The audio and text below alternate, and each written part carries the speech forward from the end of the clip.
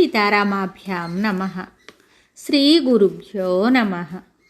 శ్రీమద్ వాల్మీకి రామాయణము బాలకాండము 32వ సర్గము. కుశనాభుని కుమార్తెల వృత్తాంతము. కుశుడు అను మహానుభావుడు మా వంశమునకు మూలపురుషుడు. అతడు అయోనిజుడు, బ్రహ్మమానస పుత్రుడు, గొప్ప తపస్వి. నియమనిష్టలతో వ్రతములను ఆచరించేవాడు, ధర్మములను బాగుగా ఎరిగినవాడు, సత్పురుషులను నిత్యము పూజించువాడు. ఆ మహాత్ముని భార్య పేరు వైదర్భి. ఆమె ఉత్తమ వంశ సంజాతురాలు, భర్తకు మిక్కిలి అనుకూలవతి. ఆ దంపతులకు కుశాంబుడు, కుశనాభుడు, ఆ ధూర్తరజసుడు, వసువు అను 4 కుమారులు కలిగారు. వారు సద్గుణ సంపన్నులు, అన్ని విధముల యోగ్యులు, తల్లిదండ్రులకు దీటైన వారు. అంతేకాదు, ఇంకను వారు మిగుల తేజశాలురు, మిక్కిలి ఉత్సాహము కలవారు, ధర్మతత్పరులు, సత్యవచనులు. అట్టి కుమారులను ఉద్దేశించి కుశుడు క్షత్రియ ధర్మములను బోధించు కోరికతో ఇలా అన్నాడు: ఓ పుత్రులారా, ధర్మమును గూర్చి సమగ్రముగా ఎరిగి ప్రజాపాలన చెయ్యండి అని. తరువాత నరవరులను ప్రజాభిమానమును చూరగొన్నవారును అయిన ఆ 4 కుమారులను వెంటనే 4 పురములను ఏర్పాటు చేసుకున్నారు. మహాతేజస్వి అయిన కుశాంబుడు కౌశాంబీపురమును, ధర్మాత్ముడైన కుశనాభుడు మహోదయము అను పట్టణమును, రాజకుమారుడైన అధూర్తరజసుడు ధర్మారణ్యము అను నగరమును, వసువు అను రాజకుమారుడు గిరివ్రజము అను మహానగరమును నిర్మింపజేశారు.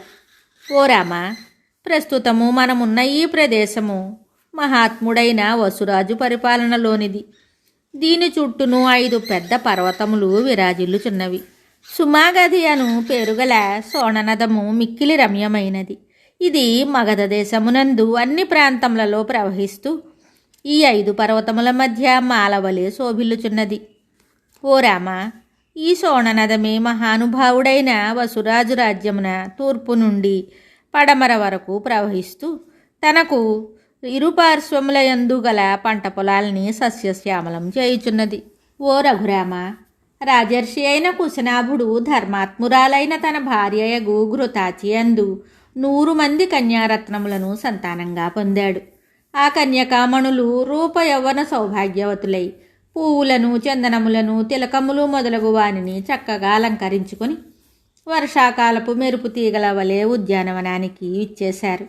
చక్కని ఆభరణములను ధరించిన వారే అందరూ గానములతో, నృత్యములతో, వీణాది వాదనములతో పరమానంద భరితులయ్యారు. సాటిలేని రూప సౌభాగ్యములు గల ఆ సర్వాంగ సుందరులు ఉద్యానవనానికి వచ్చి మేఘముల మధ్య తారల వలె విరాజిల్లుతున్నారు. సర్వసద్గుణ సంపన్నులైన వారి యొక్క రూపవైభవములను, లావణ్యముల మిసమిసలను చూసి సర్వత్రా సంచరించు వాయుదేవుడు ముగ్ధుడై వారితోటి ఇలా అన్నాడు: నేను మిమ్మల్ని కోరుకుంటున్నాను. మీరందరూ నన్ను భర్తగా స్వీకరించండి. మానవ రూపముపై మమకారాన్ని వీడండి. దీర్ఘాయువును పొందండి. సహజముగా యవ్వనము అస్థిరమైనది. మానవులలో ఇది మిగుల చంచలమైనది. నన్ను వివాహమాడినచో మీ యవ్వనము అక్షయమగును. మీరు దేవతలవుతారు.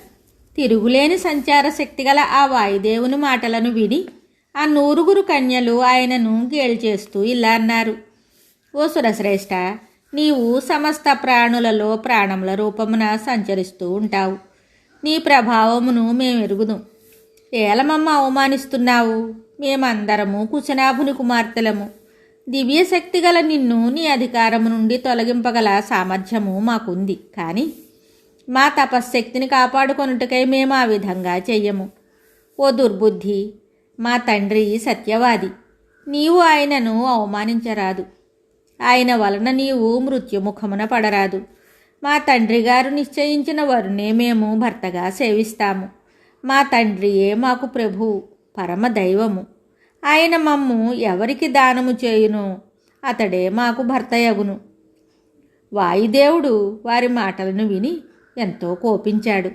ఆ ప్రభువు వారి దేహములలో ప్రవేశించి వారిని గూనివారినిగా చేశాడు. ఆ కారణంగా వారి శరీరాలు మూరుడు ప్రమాణానికి కుదించుకుని పోయాయి. వారి గర్వము దెబ్బతింది. వారు భయవిహ్వలురయ్యారు. ఆ కన్యలు వాయువు వలన భంగపడి రాజభవనానికి చేరారు. మరియు వ్యాకుల చిత్తలై సిగ్గుతో కన్నీరు మున్నీరుగా విలపిస్తూ నేలపై పడ్డారు. అంతటా ఆ కుశనాభ మహారాజు సహజముగా సౌందర్యవతులైన తన ముద్దు బిడ్డలు దీనవదనలై గూనివారై ఉండుటాన్ని చూసి ఆశ్చర్యచకితుడై ఇలా అన్నాడు: కుమార్తెలారా, ఇదేమిటి? మిమ్మల్ని అందరినీ కుబ్జలుగా చేసిన వారెవరు? ధర్మమును అవమానించింది ఎవరు? చెప్పండి. మాట్లాడకుండా ఏల నేలపై బడి దొర్లుతున్నారు అని పలికి రాజు బాధతో నిట్టూర్చి వారి సమాధానమును వినటానికి సావధానుడై ఉన్నాడు. వాల్మీకి మహర్షి విరచితమై ఆది కావ్యమైన శ్రీమద్ రామాయణమునందలి బాలకాండమునందు 32వ సర్గము సంపూర్ణం. శుభం.